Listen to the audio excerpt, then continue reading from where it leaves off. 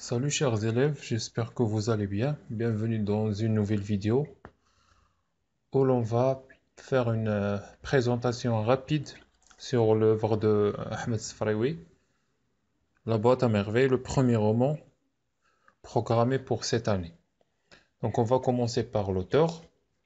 Comme on le connaît tous, le nom complet de l'auteur c'est Ahmed Sfraoui. Date et lieu de naissance c'est 1915 à Fès. Date et lieu de décès c'est 2004 à Rabat. Les autres œuvres qu'il avait écrites: Le chapelet d'ambre, 1949, La boîte à merveilles, 1954, La maison de servitude, 1973 et Le jardin des sortilèges, en 1989. Pour la présentation de l'œuvre, nous avons le titre, c'est La boîte à merveilles. L'auteur, c'est Ahmed Sfraoui. Date d'écriture, 1952. Date de publication, 1954. Le siècle, c'est le XXe siècle. Le genre, c'est un roman autobiographique. La littérature, c'est la littérature maghrébine d'expression française. Le personnage principal, c'est Sidi Mohamed. C'est un enfant de 6 ans.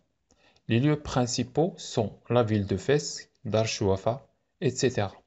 Les sujets traités par l'œuvre, on va trouver le sujet du voisinage, de la superstition, la femme traditionnelle et la femme moderne, la visite des mausolées et des voyants, le rôle du père dans la famille, etc.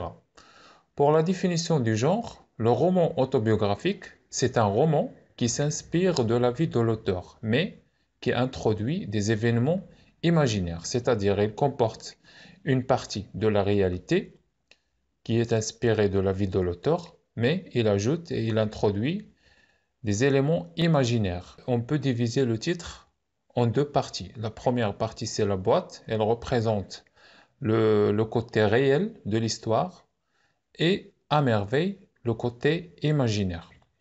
Et la boîte que nous avons dans ce roman contient des objets ordinaires où les jouets du narrateur sont des cabochons de verre, des clous, des boutons de porcelaine, des épingles et des perles.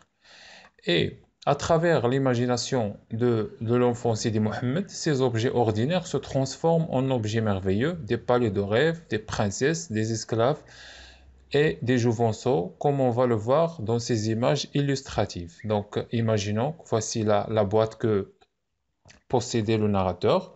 Elle contenait le cabochon de verre, elle contenait les clous, les boutons, les épingles et les perles.